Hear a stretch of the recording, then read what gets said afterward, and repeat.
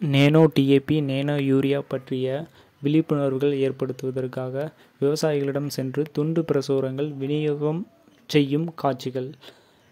இப்போ நம்ம ஒவ்வொரு மாவட்டத்துக்கும் சென்று விவசாய நேரடியாக அவங்களோட வீட்டுக்கோ அவங்களோட வயலுக்கோ போய் சென்று அந்த ஃபார்மர்கிட்ட நேனோ யூரியா, நேனோ டிஏபி பற்றிய முழு தகவல்களையும் அந்த விவசாயிகளுக்கு வழங்கி, மேலும் துண்டு பிரசுரங்கள் அதை பற்றிய தமிழில் உள்ள துண்டு பிரசுரங்கள் விவசாய பெருமக்களுக்கு வழங்கி விவசாய பெருமக்களை மூட்டை மூட்டையாய் யூரியா அண்டு டிஏபி எடுத்து வயலில் போடுவதை தவிர்த்து இது இப்படி லிக்யூட், அதாவது திரவ நிலையில் உள்ள டிஏபி அண்டு யூரியாவை தெளிக்கும்படி அன்புடன் கேட்டுக்கொள்கிறோம்.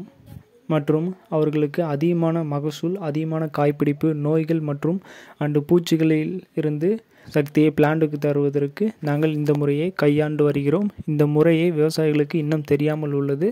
இந்த முறை வந்து 3 வருடங்கள் ஆகியுள்ளது. இன்னும் விவசாய பெருமக்களுக்கு சரியாக விழிப்புணர்வு ஏற்படவில்லை. அதனால தான் நாங்கள் துண்டு பிரசுரங்கள் விவசாய பெருமக்களிடம் சென்று அவர்கள் வயல்களில் நேரடியாக சென்று துண்டு பிரசுரங்களை விநியோகிக்கிறோம். மேலும் அவர்களுக்கு எவ்வாறு மருந்தை கலக்குவது, எவ்வளவு நீருக்கு எவ்வளவு மருந்து இடுவது என்று அனைத்தையும் நாங்கள் சொல்லித் தருகிறோம்.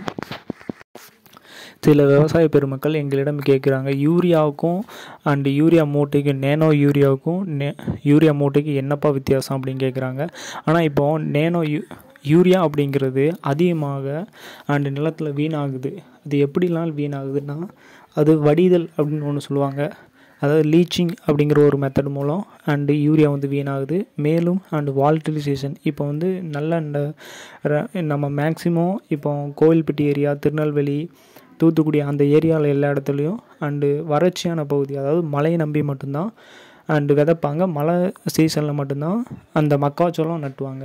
அப்போ வந்து இவங்க யூரியா எடுத்து 1 ஏக்கர் விதைச்சி விட்டிங்கன்னா, இப்போ சப்போஸ் நீங்கள் இன்றைக்கி மழை வரும்ன்ட்டு நாளைக்கு மழை வரும் அப்படின்ட்டு இன்றைக்கி விதைக்கிறீங்க. சப்போஸ் நாளைக்கு மழை வரலைன்னா அது வந்து அந்த யூரியா அப்படியே காற்றா கரைஞ்சி போயிடும். அதுக்கு பேர் வாலட்டிலைசேஷன் சொல்லுவாங்க. அந்த பிரச்சனை வந்து ரொம்ப யூரியாவில் இருக்குது. இது ரைஸ் ஃபீல்டில் எடுத்துக்கிட்டிங்கன்னா, ரைஸ் ஃபீல்டில் நீங்கள் யூரியாவை போட்டிங்கன்னா அது டீநைட்ரிஃபிகேஷன் ஆகிரும். அதாவது அந்த நீரில் கரைஞ்சி அப்படியே ஆவியாக வானத்துக்கு போயிடும். ஓகே, அந்த மாதிரி யூரியாவில் நிறையா பிரச்சனை இருக்குது. அதனால தான் நாங்கள் லிக்யூடு முறைக்கு மாறிக்கிட்டு வரோம். சில விவசாயிகள் லிக்யூடு தான் மேக்ஸிமம் பயன்படுத்துகிறாங்க. சொசைட்டியில் இருந்தே அந்த லிக்யூடு வந்து நாங்கள் வழங்குறதுக்கு எல்லா ஏற்பாடும் பண்ணிக்கிட்டு இருக்கோம். அதே மாதிரி சொசைட்டிலே நீங்கள் அந்த நேனோ யூரியா, நேனோ டிஏபி அனைத்து மாவட்டத்து விவசாயிகளும் உங்கள் ஊரில் உள்ள சொசைட்டியை அணுகி அந்த நேனோ யூரியா, நேனோ டிஏபி வாங்கி பயன்படுத்தி பயன்பெறுங்கள். நன்றி.